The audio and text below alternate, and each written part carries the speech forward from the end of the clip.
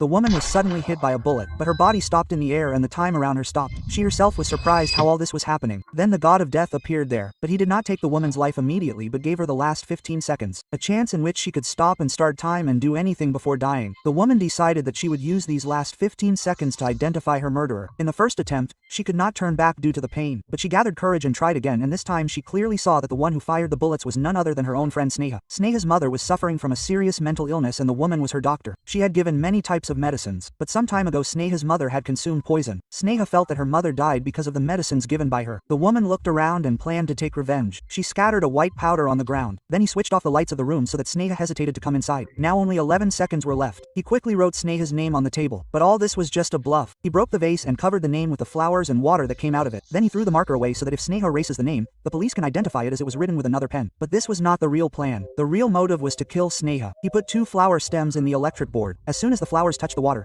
it was certain that she would get an electric shock, but there was less water on the table, so he spilled water on the ground as well. As soon as Sneha came near, she would get burnt by the current. Now only 5 seconds were left. Even the god of death was shocked to see this plan. He understood that the roots of this enmity are somewhere deep. The woman remembered that she had once delivered medicines for Sneha's mother, but later her sleeping pills were missing. When she went to Sneha's house again, she found a diary in the drawer in which the truth of her mother's suicide was written. Actually, the mother considered her daughter a burden and wanted to commit suicide with her. She stole sleeping pills, but the woman had replaced them in time. The mother still drank the semen. The woman knew that if she had told the truth, all this would not have happened. That is why she too was aware of her crime. She took out a flower and weakened the electric net a little so that Sneha would not die but just faint. Now only 4 seconds were left. She wanted to leave evidence for the police at the last moment, but then Sneha fired another shot. She saw that the woman was doing something within the time, so she fired again in fear. Now only 1 second was left. The woman saw the diary lying on the ground. She held it tightly and with this she died. When Sneha entered the house, she saw white powder on the ground. She changed her shoes to avoid any marks and then went to the table and started erasing the name written by the woman, but suddenly she realized that the pen was different. As soon as she bent to look for the same pen, she got an electric shock and fell on the ground. When Sneha regained consciousness, she saw that the police had arrived and the woman had a paper in her hand. Sneha picked up that paper. It was her mother's suicide note. It was written in it that the mother had committed suicide of her own free will and wanted to take the daughter along with her. She had stolen the medicines, but the doctor, i.e. the woman, changed them. After reading the truth, Sneha started crying bitterly and now she remembered the last line of that woman. When I wrote your name, then understand that I have gifted you life.